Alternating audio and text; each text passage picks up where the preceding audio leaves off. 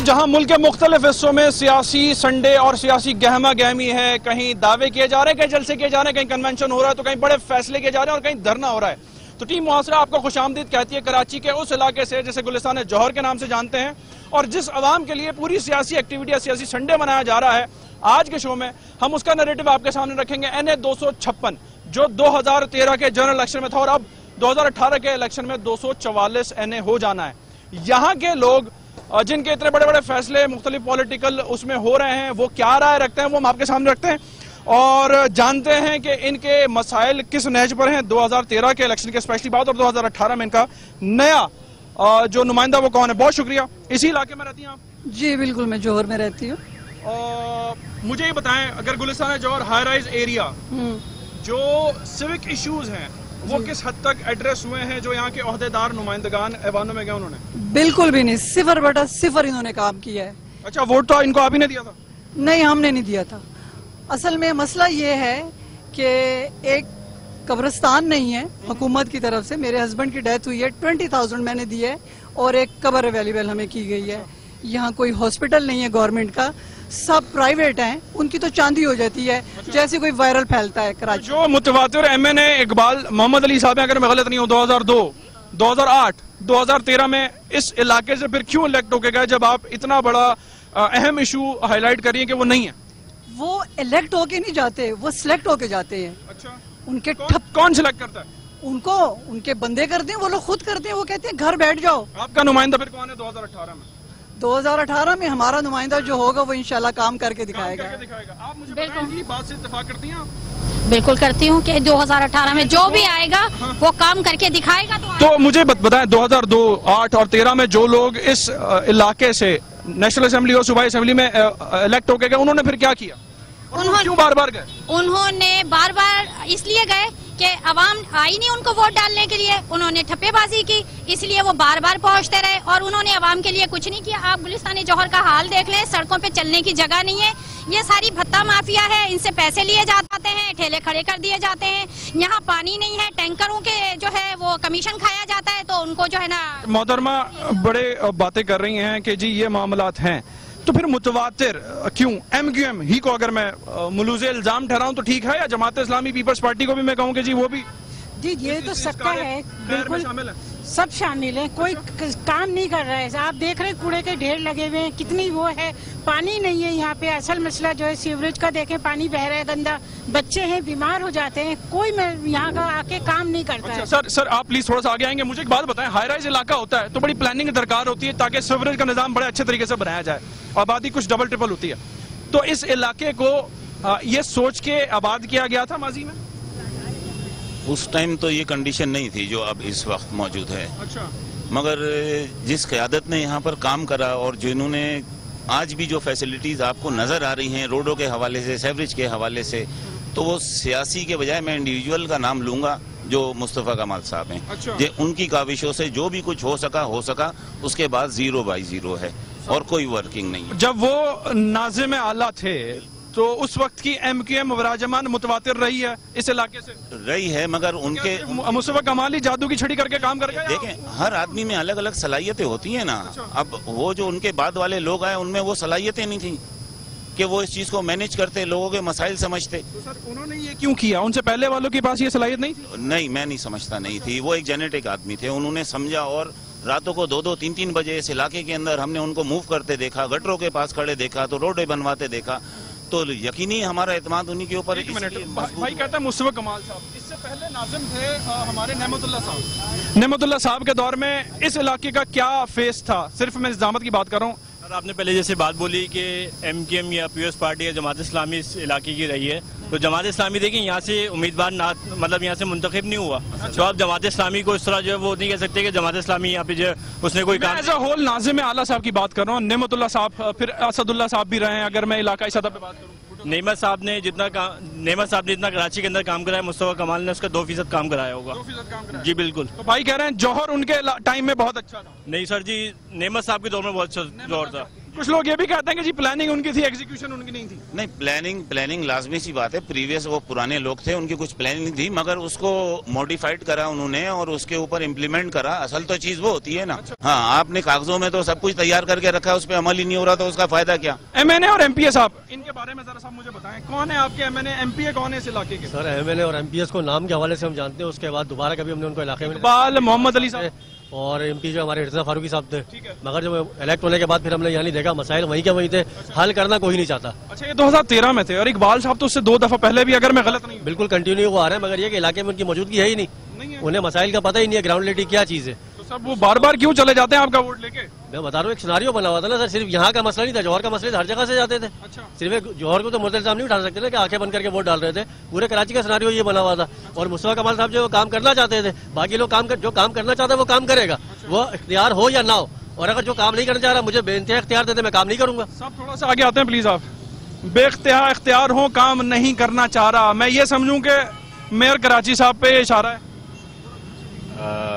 मैं कह सकता हूं कि मुझे एक बात बताएं, कंपैरिजन कर लेते हैं। एमक्यूएम मुतवातिर इस इलाके से बराजमान रही है, तो कौन सी एमक्यूएम थी, कौन से लोग थे कि इख्तियारात उनके पास ऐसे थे कि उन्होंने काम कर दिया? अब वो एमक्यूएम है जिसके पास इख्तियारात नहीं है। ये डिपेंड करता है कि पहले एमक्यूएम थी और एक मकसद जज्बा था, अब वो चीज नहीं है, इस वजह से। कैसा जज्बा था? पैसे बनाने का जज्बा था या इलाके में डिलीवर करने का जज्बा था? कुछ डिलीवर करने का, कुछ इलाके में करके दिखाने का। तो अब की एमक्यूएम क्या कर रही है? सब जो ऐवानों में गई है, अब तो खैर डिसॉल्व हो गया। तो डिसॉल्व हो गया। 2013 के इलेक्शन के बाद की जो एमक्यूएम थी उसने क्या किया 2018 तक?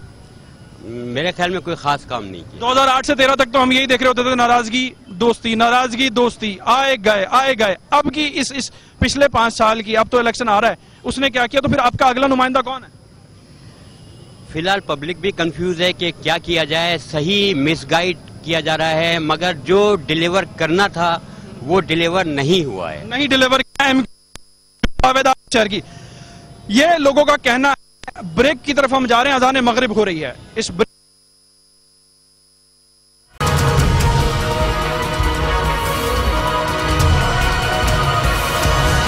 वेलकम बैक नाजरीन। गुलिस्तान जौहर परफ्यूम चौक के करीब नेशनल असेंबली का हल्का NA 256, जिसकी बात हो रही है इकबाल मोहम्मद अली साहब का इलाका, जो अब नेशनल असेंबली का हल्का 244 हो गया है, नई डिलिमिटेशन के तहत या नई हल्का बंदियों के तहत। इलाका मकीन का क्या पॉइंट ऑफ व्यू, उनसे हम बात करते हैं। और एक बड़ी बीबी हमारे साथ यहाँ मौजूद है, एक तस्वीर बेटे की उठाए हुए। पहले मैं इनसे बात कर लेता हूँ, फिर आगे भी बात करता हूँ। अस्सलाम वालेकुम। मैं बेटा ये गुलिस्तान जौहर यूनिट B पे ये मेरा बेटा शहीद हुआ था, मैं ब्लॉक 19 में रहती हूँ। अच्छा। तो ये मेरा बेटा लियाकत बंगश ने फायरिंग करके मेरे बेटे को शहीद किया था। ठीक है। और ये अभी क्या कहते हैं उसको, कल हमारा यानी वहाँ पे मसला हुआ था जाके ये भादराबाद पे, तो उन लोगों ने अभी मेरी बेटी को यानी कि वो कर दिया है, फारिग कर दिया है। मतलब किस बिना पे फारिग किया है ये था। मैं मतलब इस वक्त यहाँ पे जो मसले मसाइल उन पे बात कर रहा हूँ। अब ये जो सियासी जमात है, आप उनसे पूछें, मेरे पास इसका कोई जवाब नहीं है, मैं सियासी आदमी नहीं हूँ।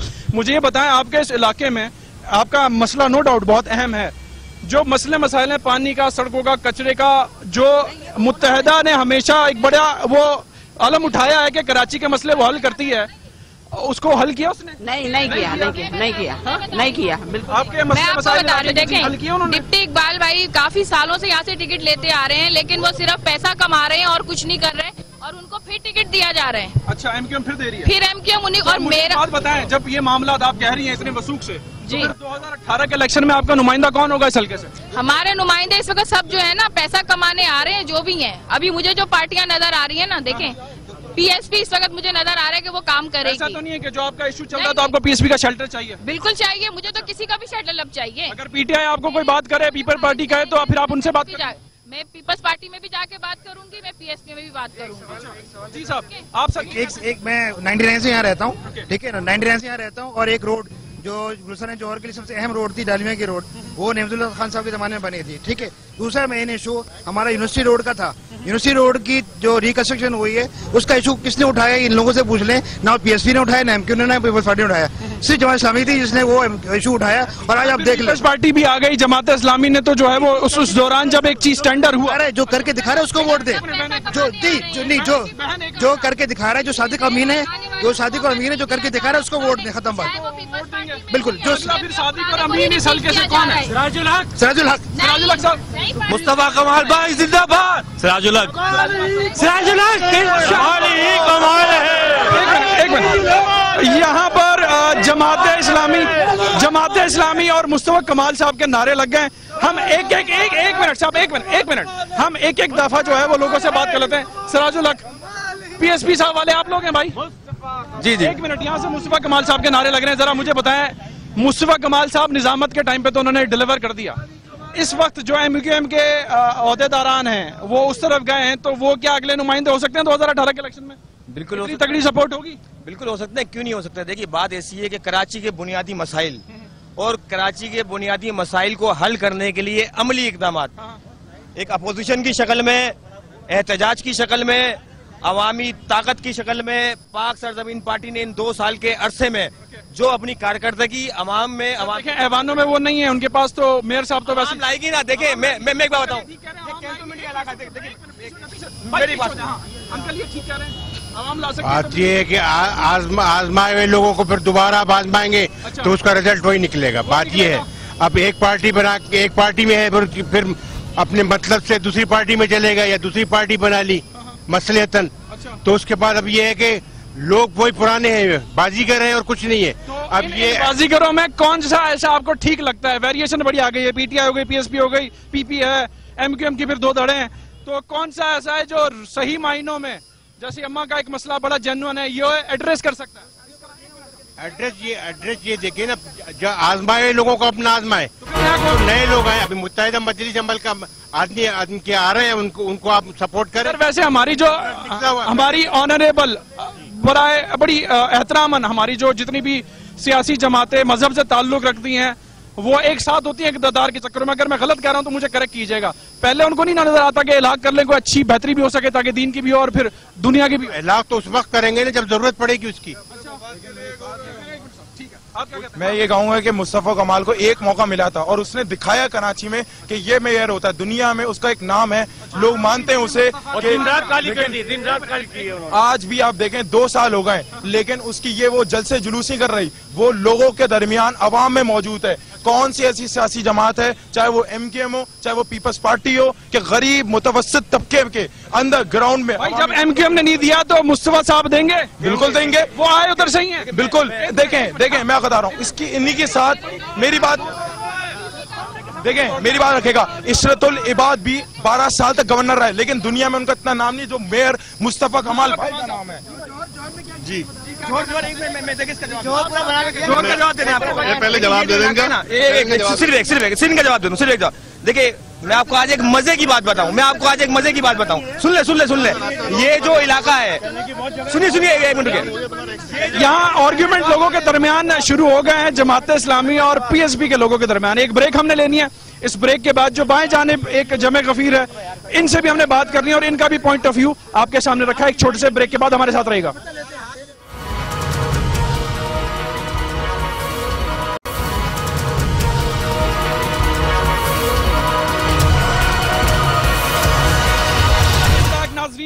परफ्यूम शॉप गुलिस्तान जौहर में जमात इस्लामी और मुस्तफा कमाल साहब के नारों की सदाएं बुलंद हो गई हैं। दूसरी तरफ चलते हैं, इधर भी हमारे साथ काफी बहुत ज्यादा लोग हैं, इनसे बात करते हैं। और इसी दौरान जो है वो हल्की हल्की अल्लाह की रहमत भी बरसना शुरू हो गई है।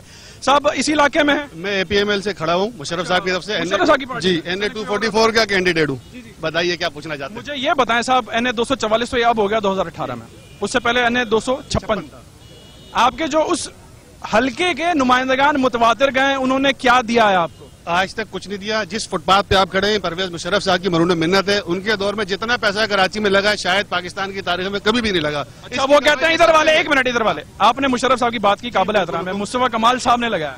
हाँ, मुस्तफा कमाल साहब के पीछे किसी का विजन था, पैसा हमारे कायद का था, विजन किसी और कायद का था, इसलिए कराची बना, वरना कराची कभी भी नहीं बना। अच्छा यानी कि आप चाहते हैं कि हमेशा कराची में स्प्लिटेड मैंडेटरी रहे तो कुछ हो सकता? नहीं, कराची एक तरफा तो नहीं होगा। नहीं एक तरफा बात नहीं। मुशर्रफ साहब के दौर में 2 टेन्योर गुजरे, एक जमात इस्लामी के साथ, एक मुत्तहिदा के साथ, दोनों टेन्योर में काम हुआ। आज जो ये सड़कें आप देख रहे हैं, ये कराची का जो वो इलाका है जो कभी पहले जो है नशेबी इलाका होता था। आज यहाँ पानी नहीं खड़ा होता, पानी मिलता है, लेकिन नलों में पानी नहीं आता भाई। वो कमाल, हाँ वो सिटी गवर्नमेंट का काम था, सिटी गवर्नमेंट ने नहीं किया, पैसा पीछे से मुतवातिर मिलता रहा। अच्छा भाई, आप इनकी बात से इत्तेफाक करते हैं? करना चाहिए।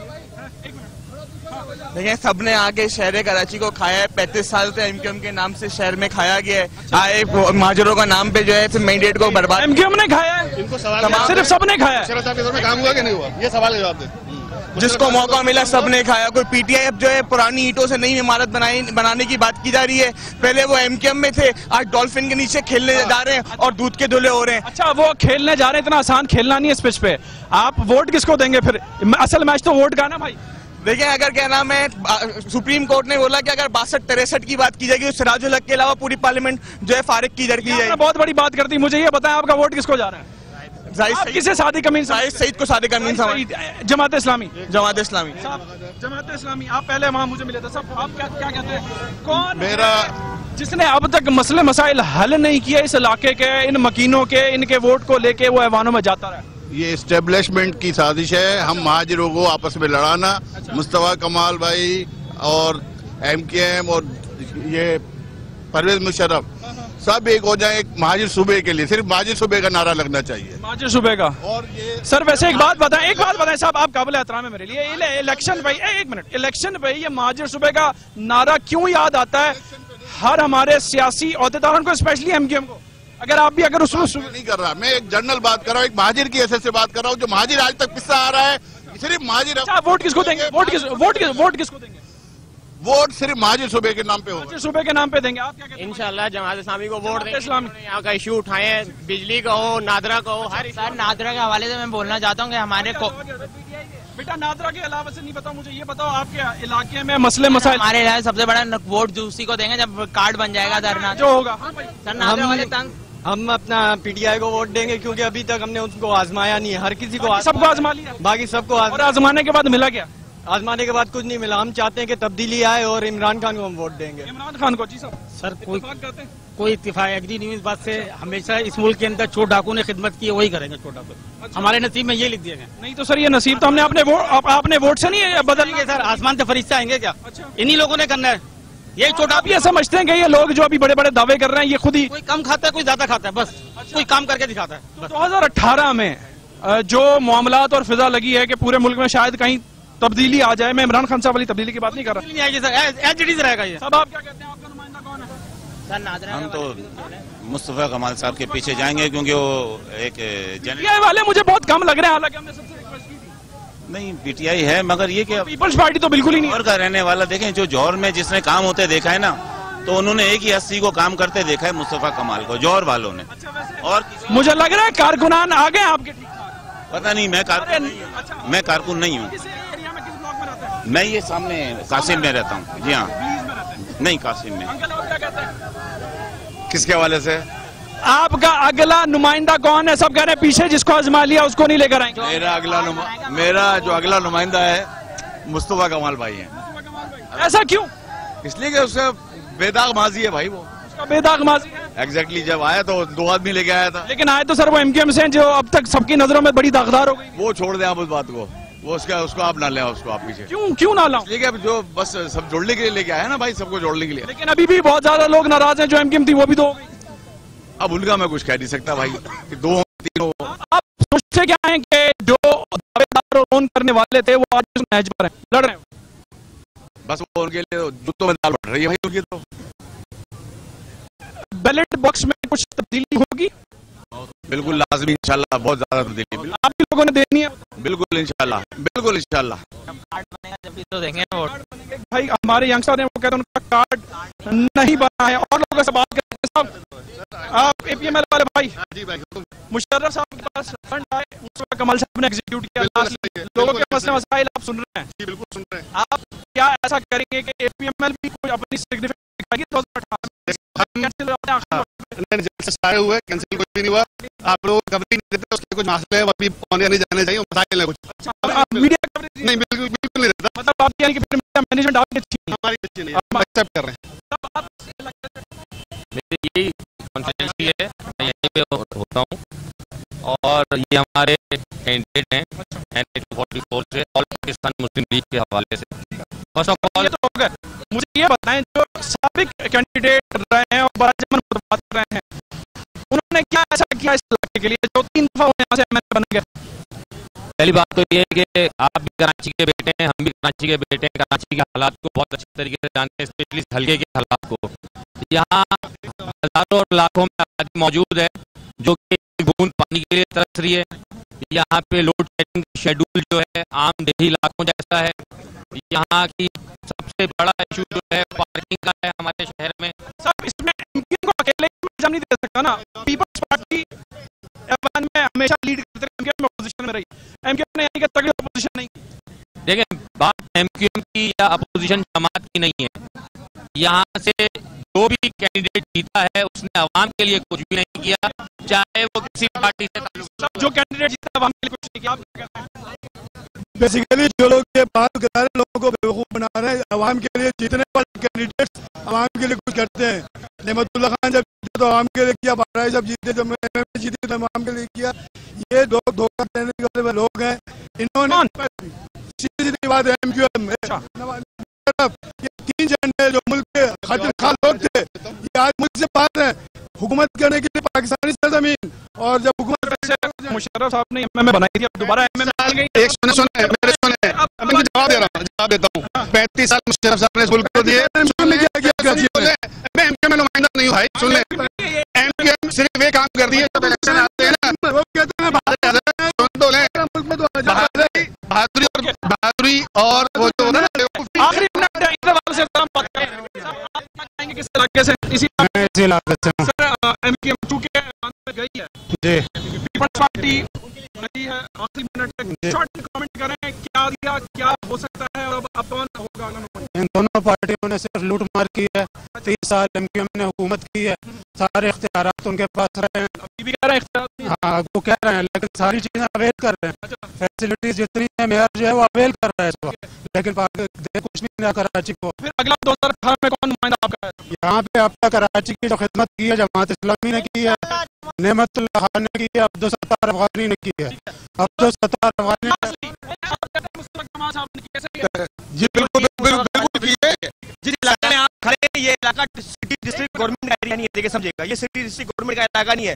यहाँ पे एक रोड से लेके एक खंबा तक 10 साल पहले मुस्तफा कमाल ने लगाया।